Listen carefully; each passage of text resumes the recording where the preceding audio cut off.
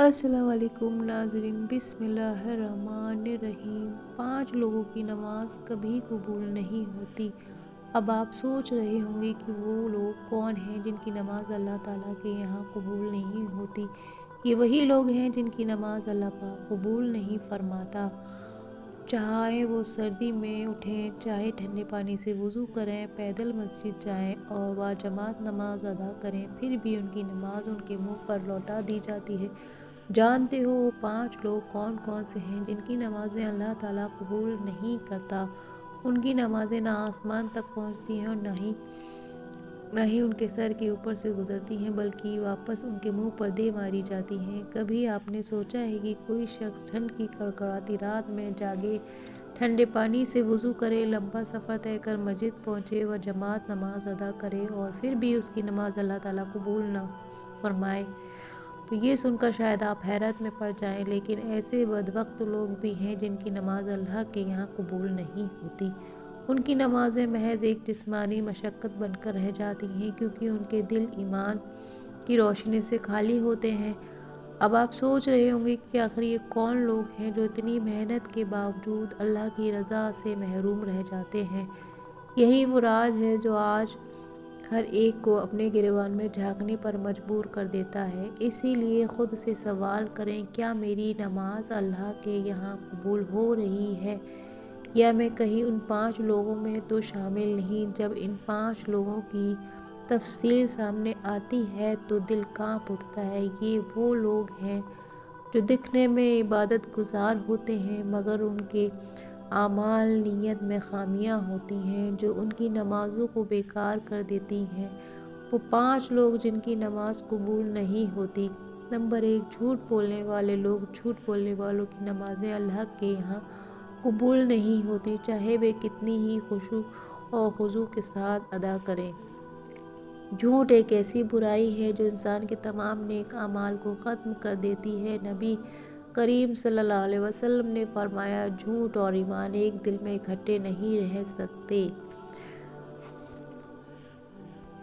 ایسے لوگ اپنی زبان سے جھوٹ بولتے ہیں اور اپنے اعمال سے حق کو چھپاتے ہیں۔ یہ لوگ نماز میں جھکتے تو ہیں، مگر ان کے دل اور زبان جھوٹ کی گندگی سے پاک نہیں ہوتے۔ اللہ کے ہاں قبولیت کے لیے ضروری ہے کہ انسان اپنی زبان اور دل کو پاک رکھے۔ اگر یہ لوگ اپنی زبان کو سچائی سے سنوار لیں تو ان کی نمازیں بھی قبول ہو سکتی ہیں۔ نمبر 2، حرام مال کھانے والے لوگ۔ جو لوگ حرام کمائی کرتے ہیں، رشوت لیتے ہیں، ناجائز کاروبار کرتے ہیں یا حرام ذریعے سے مال کماتے ہیں، اللہ ان کی نماز قبول نہیں ہوتی۔ نبی کریم صلی اللہ علیہ وسلم، جو گوشت حرام مال سے پیدا ہوا وہ جنت میں داخل نہیں ہوگا۔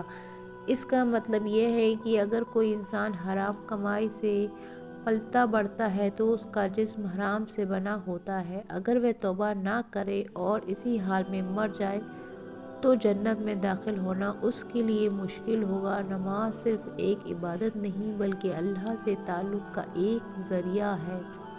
اگر یہ تعلق صاف نیت اور حلال کمائی پر بھی ہو تو عبادت بیکار ہو جاتی ہے۔ ایسے لوگوں کے لیے ضروری ہے کہ وہ اپنی کمائی کو حلال بنائیں تاکہ ان کی نمازیں قبول ہوں۔ نمبر 3، دوسروں کے حقوق غصب ماننے والے لوگ۔ یہ وہ لوگ ہیں جو خود بڑا عبادت گزار دکھاتے ہیں، مگر ان کے اعمال ان کے قول کے خلاف ہوتے ہیں۔ وہ نماز پڑھتے ہیں مگر دوسروں کے حقوق چھینتے ہیں، کسی کا مال ناحق ہڑپتے ہیں، بدنیتی کرتے ہیں یا دوسروں پر ظلم کرتے ہیں۔ ایسے لوگوں کی نمازیں اللہ کے یہاں قبول نہیں ہوتی، کیونکہ ان کا کردار ان کی عبادت کی گواہی نہیں دیتا۔ نبی کریم صلی اللہ علیہ وسلم نے فرمایا، جس نے کسی کا حق مارا اس کی عبادت بیکار ہو جاتی ہے۔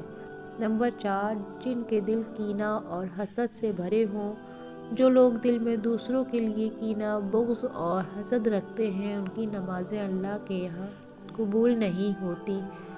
وہ نماز پڑھتے ہیں مگر ان کے دل دوسروں کے لیے نفرت سے بھرے ہوتے ہیں۔ دل کی وہ گندگی ہے جو اللہ کے قریب ہونے میں سب سے بڑی رکاوٹ ہوتی ہے۔ قرآن مجید میں اللہ تعالیٰ فرماتا ہے، سوائے ان کے جو دل سلیم پاک صاف دل کے ساتھ آئیں گے۔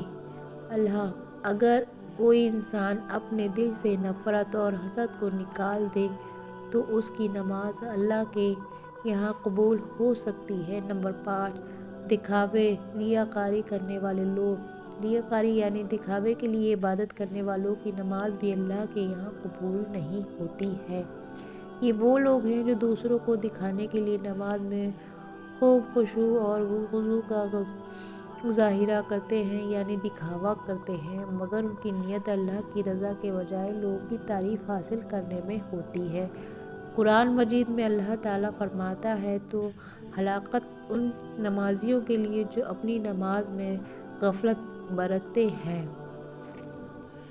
یہ لوگ صرف لوگوں کو خوش کرنے کے لیے عبادت کرتے ہیں، جبکہ اللہ کو صرف وہی عبادت پسند ہے جو سچی نیت سے کی جائے اور اخلاص کے ساتھ کی جائے۔ اب آپ کو سوچنا چاہیے، کیا میری نماز اللہ کے یہاں قبول ہو رہی ہے؟ اگر ہماری نماز کو اللہ کے یہاں قبول کروانا ہے تو ہمیں جھوٹ، حرام کمائی، حسد، حق تلفی اور ریاکاری جیسی برائیوں سے بچنا ہوگا۔ اللہ سے دعا ہے کہ وہ ہماری نمازوں کو قبول کرے اور ہمیں سچے مومنوں میں شامل کرے۔